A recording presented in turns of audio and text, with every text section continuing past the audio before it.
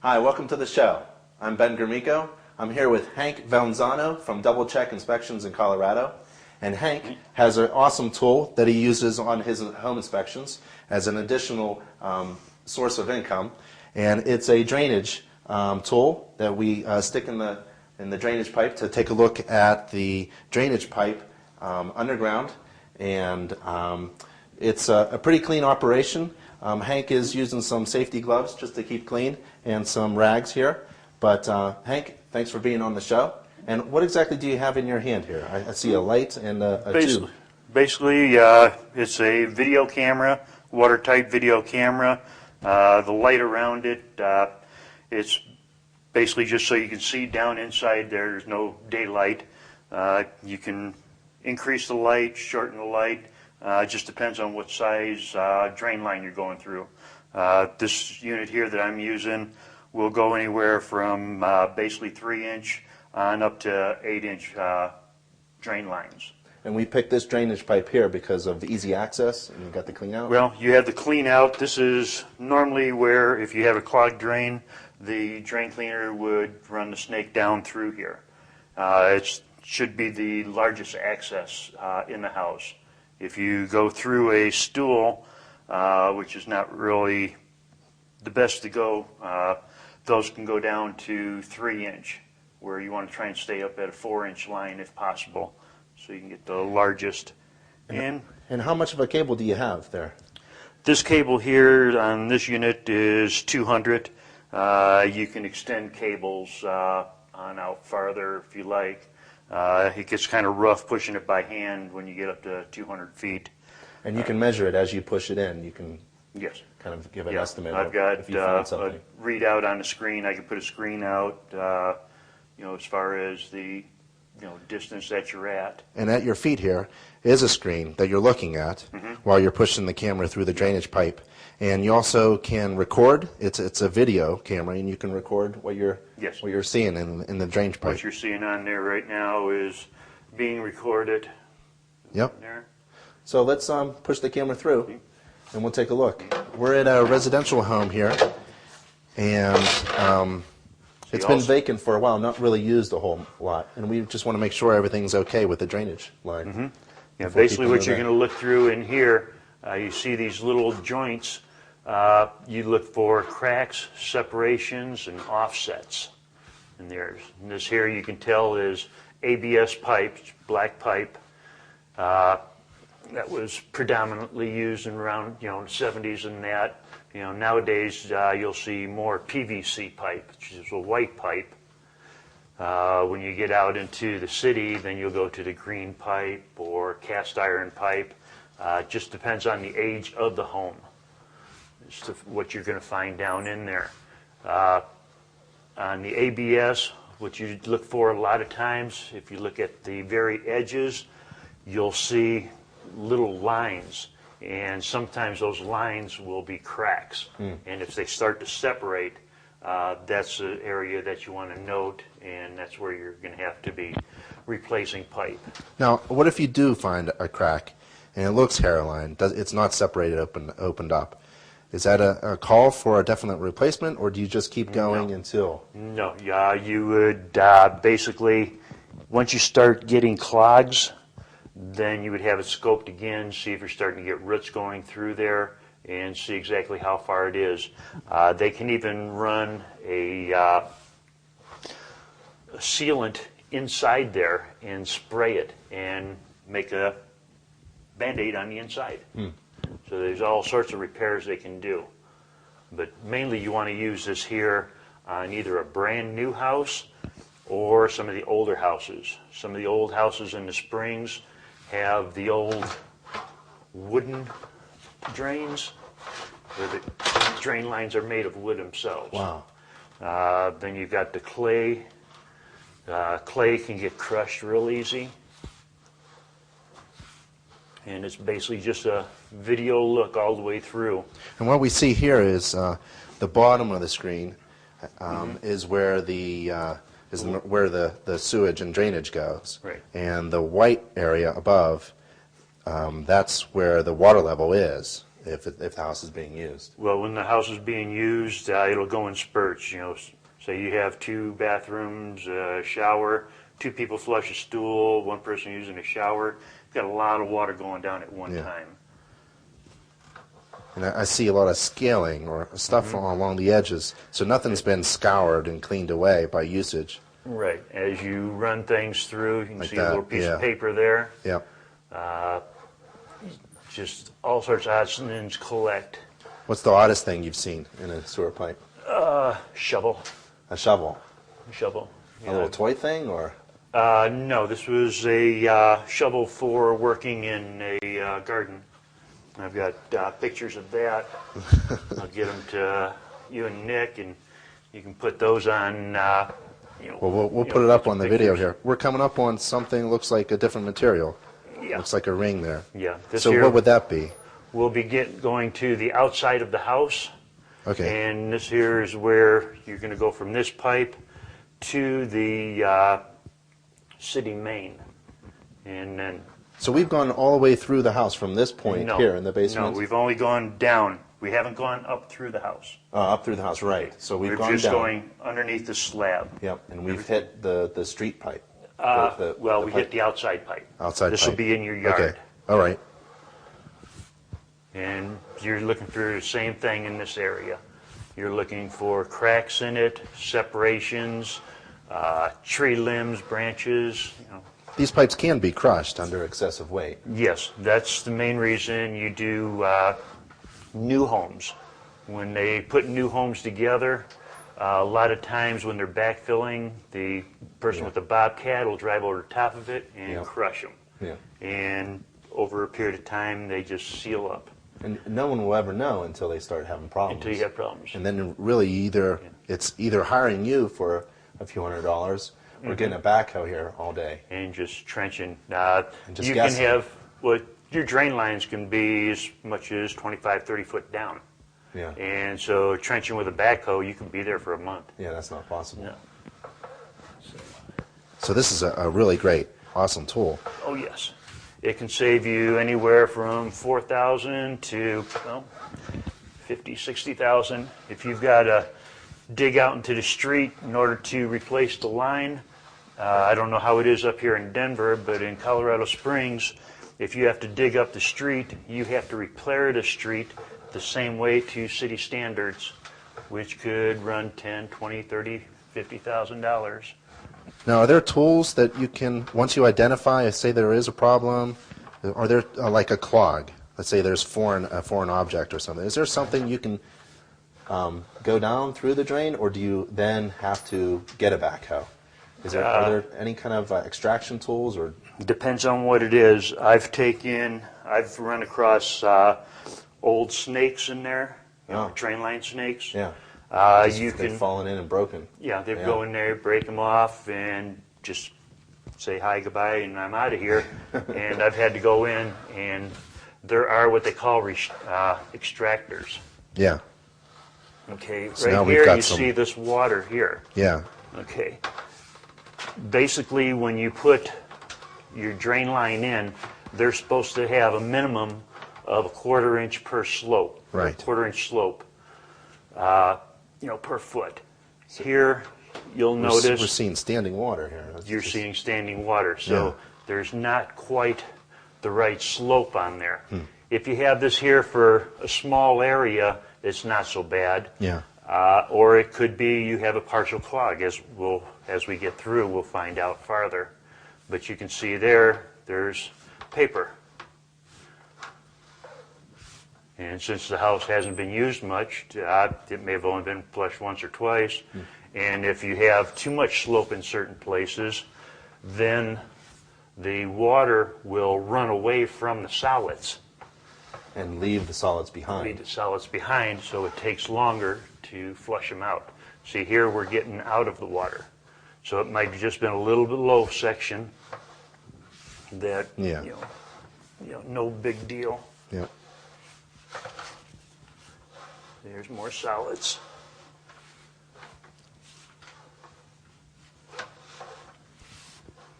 Now, I've had a little experience with one of these tools, and they do this for septic systems to try to find clogging or grease inside the drainage field. And sometimes the guys like to get a garden hose right where your hand is and have some kind of like lubrication for your camera and your cable. Yeah. Sometimes you have to So do it's it easier. to rinse it away. You know, if we go in there and we hit something, we may have to back and forth in order to rinse off the lens and Yep, stuff. yep. So So how far do you want to go here? Seems like it's in pretty good shape. Well, we'll city main, see how the city connected up. Okay. I find more problems with city mains than the main lines, actually, sometimes. Huh. The city just replaced my main, Oh, and they didn't connect mine all the way. that was just a fitting there to make it bend. There you are in the city main. Huh. So that's really good. We just jumped into the city main, yeah. The drain line on this one here is real nice and clean. As you look at all the little joints, each of those are, they're not off-center, they're not pulled apart. I didn't see any cracks. Nothing No crushed. cracks. Mm-mm. And just one little area where there was some standing water, but that really wasn't a concern. It was a small area. No, it's probably like a 10-foot section. It may have had a little bit of a bow in it. Yep. Mm, I didn't no see any big tree deal. roots. So the homeowner buying this house after this inspection can feel confident about their drainage line from this area all the way underground, all the way to the street. Yes. That's really great. And like I say, normally, this there is being recorded, and we give this to the customer, and they can look at it. If we do, we get individuals that'll call us out to look at the drain lines because they've been having problems. And basically what we do is work as just an individual person. We make a video, Yeah. and they take it and give it to their plumber Yeah. and say, here, That's really nice. you make the decision what you want to do. Yep. So this way here, we're not involved with it as far as, saying, oh, this is going to have high dollars, and then another guy come in there and say, oh, no. Right. So they get to choose their own person. Everybody can see. Yeah. A picture's worth 1,000 words. A video is even better. It's the same thing with home inspectors. You've got to be comfortable with your home inspector. Yep. If you're not, comfortable with them, don't use them.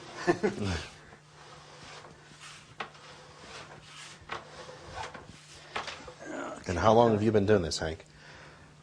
The actual home inspections for about 7 years, but as far as this type of work, I've been doing it over 30 years, and basically all here in the Springs. Yep.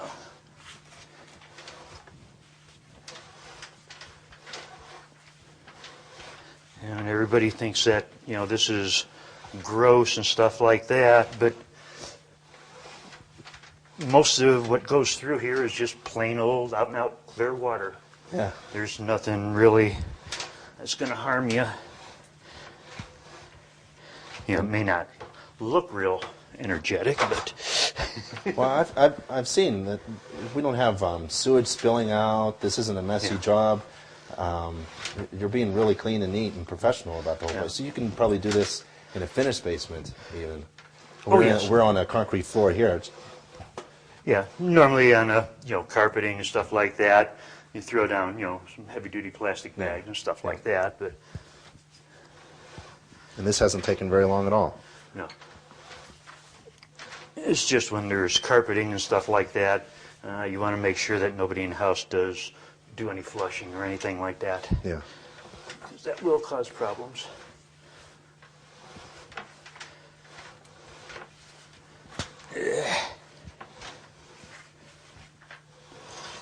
See, when you get into the larger ones, because these you can go up to like 30-inch pipes and stuff like that, they have these tractor energized, where you can just run a tractor down through there. And here comes the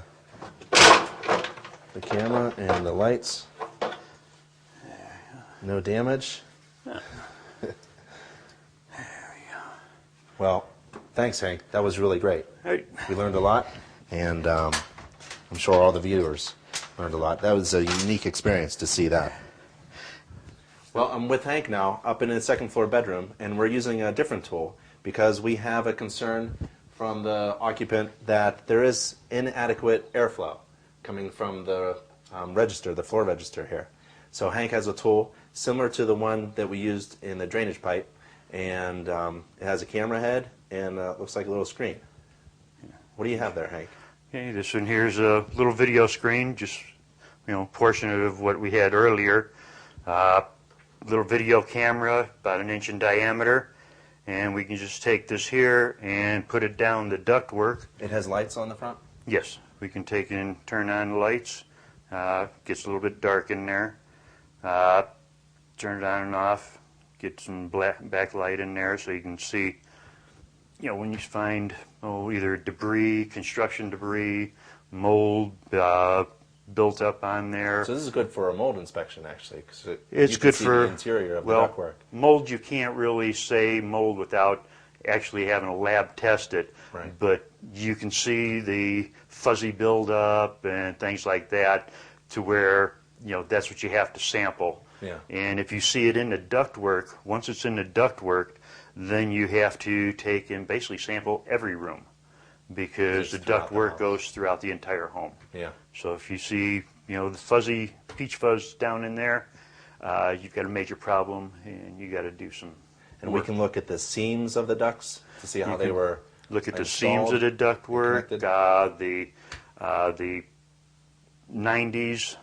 All of the 90s have a swivel on them, and those swivels can break loose and come apart.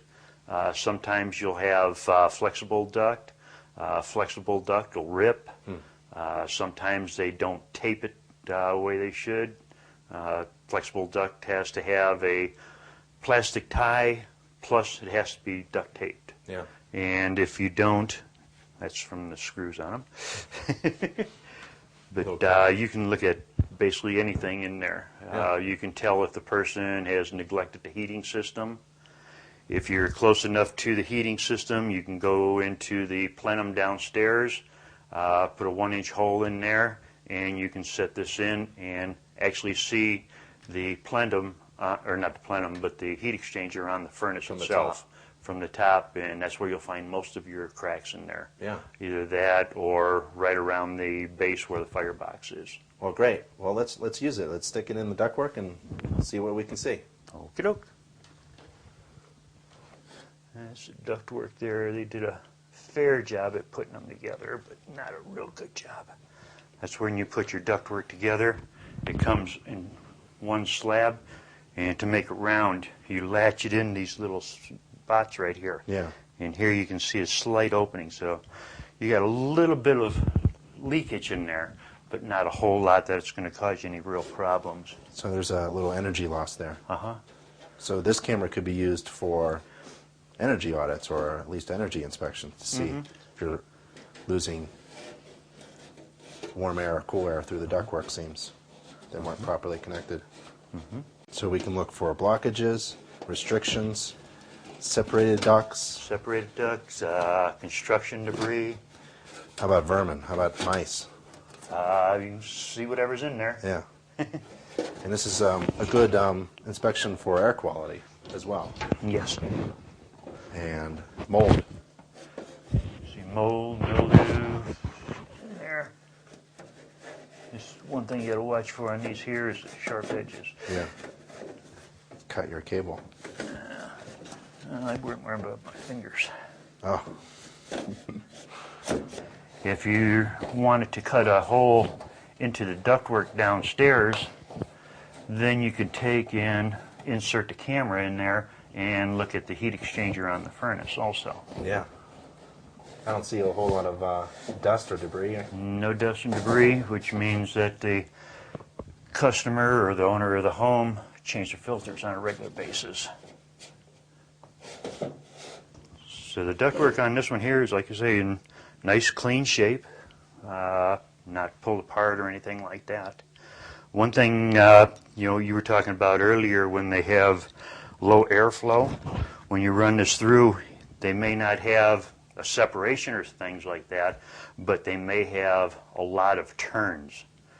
Every time you've got a turn, like a 90-degree elbow, you've got 20 foot of static pressure on it. So that's going to slow down the airflow to that room. Yeah. Yep. So, And we're in a 4-bedroom, 3-bath house, maybe 3,000, 4,000 square feet, and this room seems to get inadequate, maybe, amount of airflow.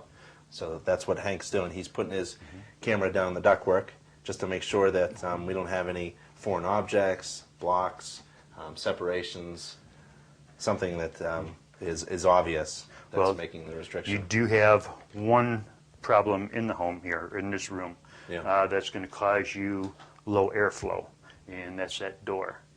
That door is bad. Yeah. That door should be up a minimum of 1 inch to 1.5 inches off of the bottom of the floor, so that the return air can go back to the return air line. And it looks like it's in the hallway there. That's the return. Yeah, there's no return in the bedroom here. So once you close that door for privacy at night, your heat can be on. It's going to blow air into the room until it fills it up like a balloon, and then it turns it off. So by morning, you're going to be ice cold in here. Yep. Well, thanks, Hank, for doing the ductwork inspection with your camera and your special tools. It's really awesome. And there's your camera there. Yeah. It's just a little video head. Yep. Well, thanks again, Hank. It was really wonderful. Thanks for being on the show. We'll see you next time. Thanks for the invite.